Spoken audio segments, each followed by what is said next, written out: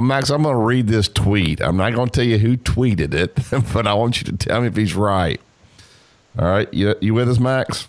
Yeah, I'm here. I'm listening. Can you imagine getting a Gatorade bath for doing such a crappy job, I'm changing the word, that the team you recruited got beat by nearly 40, and being such a crappy coach that you had to go work as an intern? One of the most pathetic things I've ever seen from a coach on a college football sideline. Now, he didn't have anything to do with getting Gatorade dumped on him, but is that tweet fair? Well, basically, that probably came from some Tennessee player. Well, that was actually Clay Travis that said that. So. Oh, Clay did? Okay. Yeah. Well, Clay's scratching and clawing his way, he's trying to get to be another fine bum. Yeah. And he's got an audience now, so he's using it. Well, Dad and I didn't like him. I can't believe we're talking about Butch Jones after what Alabama did, but we didn't like him smoking all the cigar, taking all those pictures in the locker room. We thought that was a little much. Your take on that? Well, yeah, look, you got to remember Tennessee fired him, guys. I mean, you don't think about that. I'm not disrespecting. With good reason. Well, I'm not saying that, but Butch Jones didn't go on that field to get fired. I mean, he did what he could do. Some people are limited. Some people can't, operate in certain environments. Obviously, that job was bigger than he was. He didn't know that when he got there eventually, but he had a nice contract. And, I understand why he did that. It was, hey, yeah, but you know what? Remember, they fired Phil Fulmer, too. And look where he is now. So, to me, that's the environment of the college game. Guys, you can go and come and, you can rebuild your career somewhere else. Look, Hugh Freeze even got a job. So we can look at as bad of circumstances you find yourself in. Look, Bobby Petrino, what happened to him at Arkansas? He goes to West Kentucky, now he's back at Louisville. And, we can go back and count the places that the guys have tried to rebuild it. Some take a different route. That just happened to be Butch Jones' personality. I think we all realized early in his career that Tennessee wasn't for him. So maybe that's just his way of saying, hey, guys, I'm back on the winning side. Yeah. What do you think about the game? Alabama pretty much did what we thought they'd do, right? Well, yeah, I do. I watched the game very closely, and, of course, really interested in what Katu is doing. I think those overthrows really is a result of that weak knee. He planted his foot and threw the ball through. I counted 3 times, I believe. Probably 2 of them were touchdowns that he overthrew. The guys were wide open. And I think so. I think the potential for that injury is still there. Now, he's got 2 weeks to rehab to get ready for LSU, but how are you going to deny what they did? Look, they're going to go there. I think they're going into this already at least a 14-point favorite. That line may go up before they play. So, as much as they play, much as many players as Coach Saban plays, he gets a comfortable lead. He's going to put the rest of them in, and they just going to continue to roll on. That. It might, in some degrees, Barry's talked about this some, it might shove Georgia into the picture with Alabama. I think right now you've got Notre Dame and you've got Ohio State is pretty much out, but you got Notre Dame, Clemson, and Alabama as it stands today. Be a lot of things change, but it a little bit better chance. But also, the Michigan-Ohio State game, regardless of what you think, that's going to be a big game. It's at Ohio State, and Oklahoma still looms in the picture a little bit. Comment on that.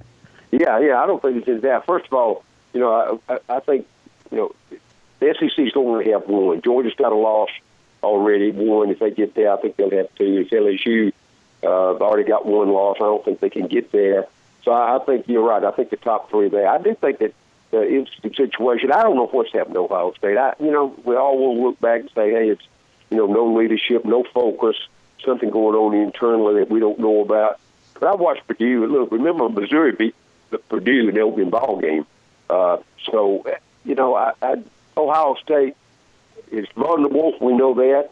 Harbaugh, I'm not too much of a big fan of his, but Shea Patterson's done a good job bringing that offense along. He threw the ball very well this past week. The defense has gotten better, I think. And I think the committee really would love to have a distribution. I don't know where anybody in the Big 12 is going to emerge. Oregon had a shot. They get beat. Washington's got one loss, so we don't know about them either yet. So I think it's a good chance that Michigan may be that team. Texas may creep to the to number 5. I don't know whether they get there or not. They are improved. Whether they're a contender or not, I don't. The Big 12, Oklahoma didn't play well in a couple of games this year, so I think Michigan stands the best shot now to be that 4th team, and I think the committee will be pretty satisfied with that distribution. You're a little bit more of a Florida fan than I am. I'm not. I think Georgia 7.5. I think Georgia wears them out. I don't know what you think about that game. Well, they got more talent, though, Joe Cal, but I'm going to tell you, Dan Muller out-coached Kirby Smart in his sleep. Really? Now, just wait and see. I don't agree. He doesn't have the talent right now to do that. But down the road, I think they'll get it, and he'll overcompensate for lack of talent in some of those games they play in the future because go back and look at some of the games he won at Mississippi State. I mean, he got kids in there that couldn't go anywhere else. Basically, the kid that they brought up, the Fitzgerald kid, of course, is being exposed right now. But the fact is, that kid was a tight end in high school, and he brought him in. He played a half a year as a quarterback. He brought him in and coached him up. The guy's the leading running quarterback in the history of the SEC. So I mean, he does things, and he's able to put some things together. I'm not a fan of his personality. He's extremely. I've had a couple of guys that work for him said he's the hardest guy, that they know of to try to work for. But the fact is, he's been very productive, and I think he'll come along the way. He just doesn't have the talent right now. He didn't inherit the talent from that past administration. Max, Joe Moorhead, what were they doing down in Baton Rouge? I mean, all that poor quarterback, Fitzgerald. I mean, I hope he lived in the ice tub. All they did was run that poor guy. That offensive game plan was pathetic. And Fitzgerald can't throw either. But what were they doing down there? Is he gonna make it at Mississippi State playing like that? Well, right now they go. They'll hang on a while. I don't know why they hadn't at least rotated the quarterback situation. Fitzgerald came in, and everybody knew he could run the football. But he can't throw. He doesn't have the wide receivers, and they didn't mix up the game plan well enough. And I think what you saw was a deer in the headlights in Tiger Stadium too. He's Coach Moorhead's coached in front of 100,000 at Penn State, but that's not 100,000 at Baton Rouge. It's a whole different environment there, and they found that out. So I think they showed through 4 picks. I think somebody this morning, I hadn't seen the numbers. He's thrown more interceptions than he has touchdowns. So I don't know what the answer is down there. They were expected to be the 1-9 based on that same team that had 17 returning starters back last year, and I don't think if they get 6 or 7 this year, they're going to be forcing it. Something just happened internally. I don't know whether it's a communication factor, whether he's tried to insert his offense with that personnel, and that didn't work. So, but see, they hadn't played Alabama yet or Texas A&M. So it's going to be hard for them to basically survive this year. I get when I'm on a radio show, I ask people about Auburn. That always asking me stuff. I said, "What is it, plays or players?" And they never do answer me. And I've always been big to think it's always players, it's never plays. I charted the number of times that Auburn had the football and the things they did. I know nothing, as you know, a little bit.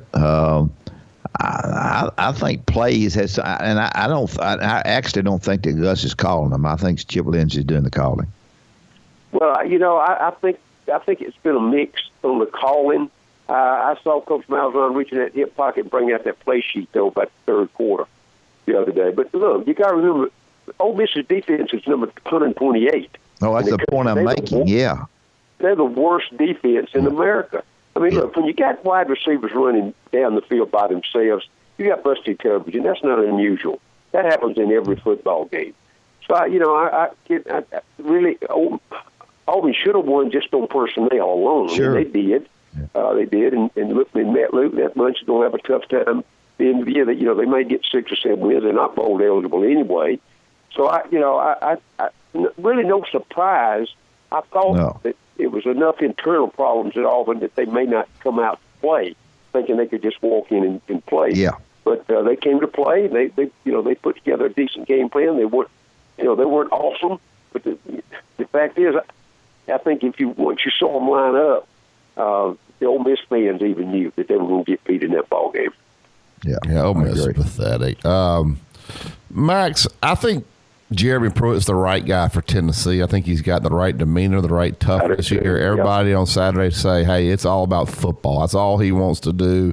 He's not worried about going out and sitting on courtside this place. He wants to coach football. My question is, as a coach, publicly, should he have called his guys out like he did? Hey, our sideline doesn't look like their sideline, talking about Alabama. Hey, we had some guys, I thought they played hard. They're just overmatched.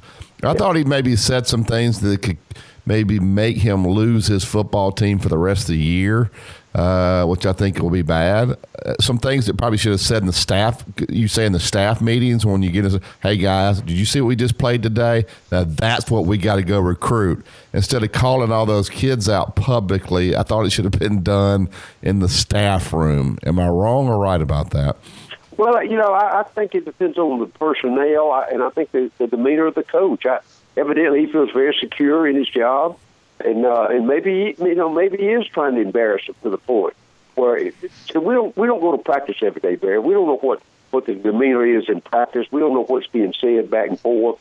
We don't know what kind of structure he does. If we had to guess, it's probably very similar to what Alabama does. And so he gets a chance to see him up close, and it's no telling how many of those guys he's had one-on-one with. And so my point in saying that is, for whatever the term, the honeymoon may be over or may not be over, they know that they didn't inherit a bunch of great players. I mean, the media said that. Everybody said that. And now basically Jeremy Pruitt is saying it. I don't know that you got to worry this late in the season about feelings. If I was him, I'd pick up the young guys and try to get them some experience regardless of one loss. At one time, I thought they had a chance to win 6. I don't know whether that's true or not anymore. I think it depends on the players himself, and evidently he's been charged with knowing and learning about his personnel. Whether he loses them or not, right now, in my opinion, as I've watched them play, I don't think it really matters. I think it matters if I got young players in there that want to play, and I can do something to motivate them. That's what I'm going to do.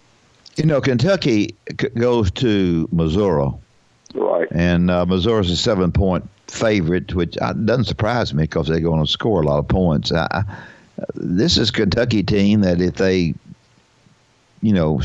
keep going down the road, have got a chance, if Florida would upset Georgia, to win the East for the first time in 100,000 years. That game is not going to be easy for Kentucky, is it? As Vanderbilt wasn't. No, I think to me where they got going, they're going to run the football. We know that with Benny Snell. And they've been able to do that on everybody they played. The good thing for Kentucky, Missouri's defense is not very good. So if they can ball control it and keep Drew Lock and his wide receivers on the sideline, I think they got a great chance to win the football game. I'm surprised that they scored this past weekend against Memphis. I thought Memphis would play them a little bit tougher than that, but they didn't. I mean, it was their homecoming, and they were trying to prove something. Hindsight's always 20/20 in a game like that. But I think Kentucky presents a whole different problem for Missouri. And I do think I think the 7 points probably hold up in that ballgame, Coach. And the reason is they'll just turn and hand it off. And their offensive front's better than the defensive front of Missouri. And they'll get to the second level, and they'll be 2nd and 4, and 3rd and 2, and they'll just keep pounding away at it. And again, remember the quarterback, the Wilson kid, is not a thrower. We know he can't throw it, but I tell you, he can run the read option. If he gets outside, Missouri will have a hard time trying to catch him. Max, I know it's a long way away, but we still want to talk about it. LSU, Alabama.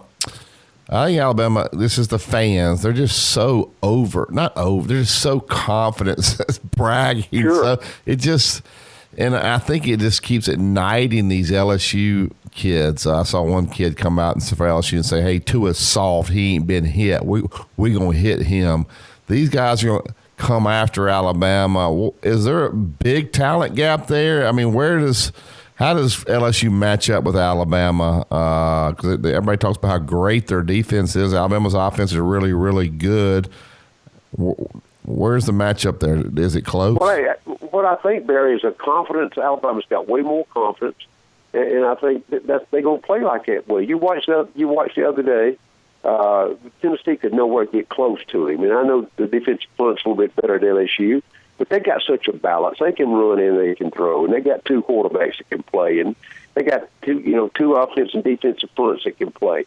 Where they'll beat LSU is at the end, as they do, because they got more depth. They'll run at them, and I'd say Alabama still got to be superior. I think position by position. LSU, of course, the middle linebacker, Devin White's going to be out the first half, and I think Alabama certainly takes advantage of that. The two defensive backs are very, very good, but what they'll do is they'll make a man up on the outside. Alabama put 3 or 4 wide outs out there. They got 2 that can play, and they'll just throw it to one of the others that's not being covered. They know that, particularly if Hurts is in there, they can't double on the wides, but they got to put a linebacker on the quarterback. So I think there's several things that Alabama's going to be able to do. And the last time I looked, that's called coaching.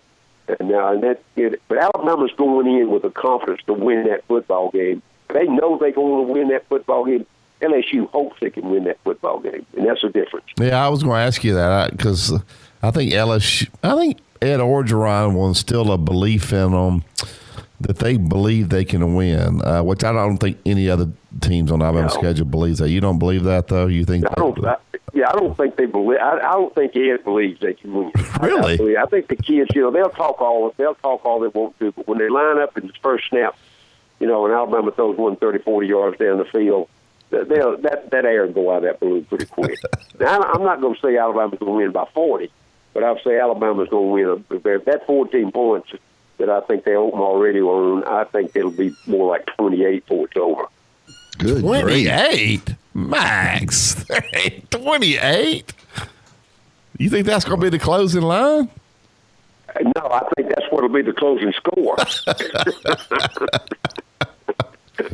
Are you trying to sell over here in Alabama this week or something, Max? Are you trying? Let me tell you something, Barry. Look, Alabama has shown in a game like this, and Coach Saban's got 2 weeks to get ready. Come on now. You sound like the Alabama fans now. 28. They're gonna win by 28. I think so. Wow. Dad, you buying that? No, I can't buy it. Ed Orgeron. Is there a new contract up from Ed if Alabama beats him unmercifully, like you're saying? Coach, I think he's won himself. They're going to be 10-2 this year. They're going to get a nice bowl game. If Georgia gets beat, Georgia goes to the Sugar Bowl, but they'll get a New Year's Day bowl, and he'll start to rebuild. Burrs will be back next year. I think they've only got, somebody counted a roster of 6 seniors that are actually playing. So LSU's going to be back and be a contender again next year. So, and again, look, Alabama's won majority of those games for years. It's just not Ed Orgeron. It's all the other coaches. I know. I was there when Coach Bryant snuck them out, just like Coach Saban. Yeah, see, so I'm just saying that's not expected, but just think about it. If you're sitting there and you're Orgeron and you've turned that program around, and he's gotten, he had some critics to begin with. I think he's won most of them over. And they look at what Alabama's done. I don't think it's no longer just if they 11-1 and lose to Alabama, I think he'll stay a while. I really do. Well, he should. He's done a nice job. He's done a great job. I know, but look, they fired Les Miles he was averaging 9 and 10 a year. Yeah, but Les Miles, he looked so bad coaching again. I know that. Some of the I understand. coaching decisions he made during games. You're right. But my point is, it's just not the one loss. It's just not losing to Alabama. That gets down to the nitty-gritty at the end. There's a lot of other things, but if that's all it takes, if just losing to Alabama, Ed Orgeron will stay a while because basically he's one of those guys. He's born and raised in Louisiana, and I think he's proven himself there up to now. Well, Max, great stuff. Look forward to talking to you Friday. Thank you. Thank you. All right, buddy. See y'all.